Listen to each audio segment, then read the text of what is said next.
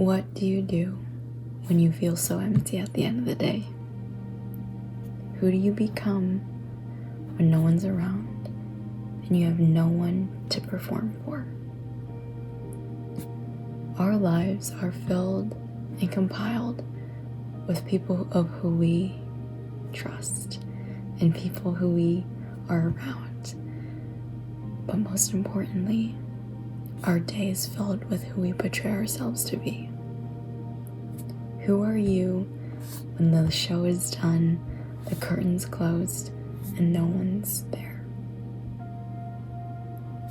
So often, we are somebody who we don't even know, just to fit in a way and present ourselves as collective, that is coherent, that is cohesive, that is intellectual. But then who are you besides that person that you portray? What are your ambitions? What do you want to do? Who do you want to become? We become so entangled in a personality that we create for ourselves, or in the person who we feel like we are in that moment. But then when we are gone from that, who are you at the end of the day? How do you feel when no one's watching you? When you put your head on your pillow and you ask, am I satisfied? Am I content? And there's a difference between being content and satisfied with your life and feeling a yearning for something else. And then another feeling is dissatisfaction, or being dissatisfied because you constantly want something else.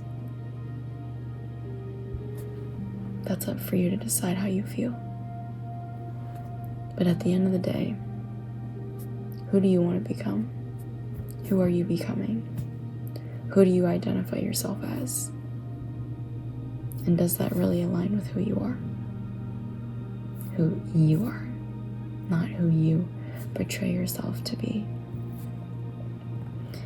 Because I think we often display ourselves as somebody who is confident, knows what they're doing, intellectual, enough to be able to be professional. But how long does that last for? How long can you run 1,000 miles an hour before running out? And I say this coming from the perspective of always having to be professional with people, always having to sound intellectual, be intellectual, always have a thoughtful answer. Because that's what I want to get out of life, of just trying to always learn and constantly be, but sometimes it's just like, who am I? What am I doing? What do I personally want outside of this life that's currently in front of me? And sometimes I get caught up in the sense of dissatisfaction because I always want more. I literally wrote in my paper on Sunday that I get so caught up in the moment of wanting something constantly because I'm dissatisfied, but then feeling empty once I've completed it.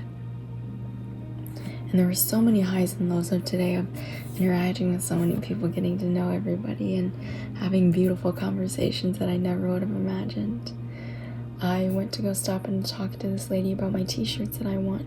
She's getting that going, and she said she'd be willing to teach me. I was talking to the lady that I work with at school as a lab tech, and then one of my friends who also is a lab tech with me. And then later I had like an incoming student event, talking to so many students there. And then I went to go study, and so many people were coming in and out, and I was talking with them.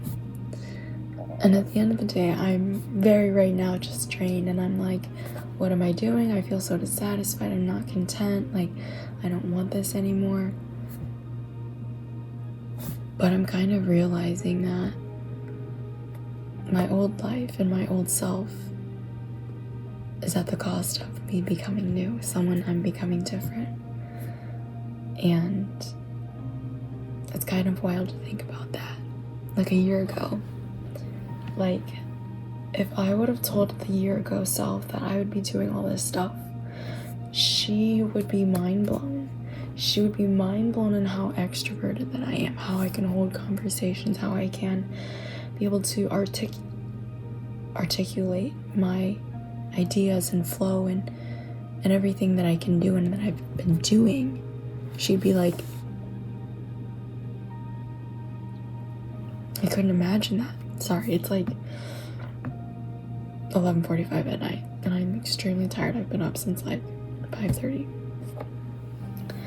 But I just say this to express that your old life is going to cost you, or your new life is going to cost you your old life, and that you're going to have to figure it out. And that just because you feel so disoriented between one personality and another, you're changing, you're evolving, you're becoming someone new, and I think you have to step outside your comfort zone.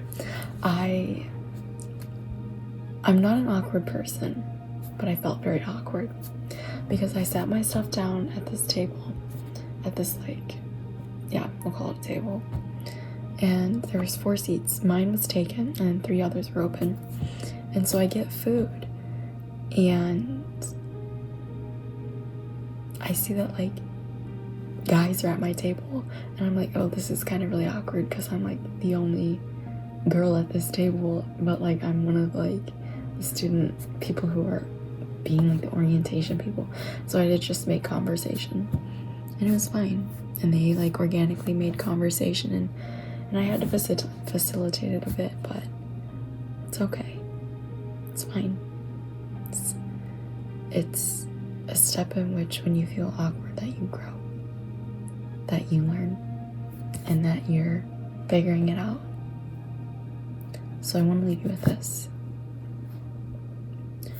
Regardless of how disoriented you feel, regardless of how you feel like you're not being your authentic self, but you aren't being your old self because you're not your old self,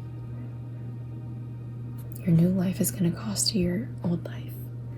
And you're going to evolve and change in ways that you would have never imagined and feel so many different things that you couldn't even articulate that were imaginable. So trust that you're on the right path. Trust that every single thing is falling into place because it is. Because so often we doubt it and then we look back and we're like, yo man, this is working out. So don't give up on your path because you've made it this far and it's not by luck. You've got this. I believe in you. Food for thought.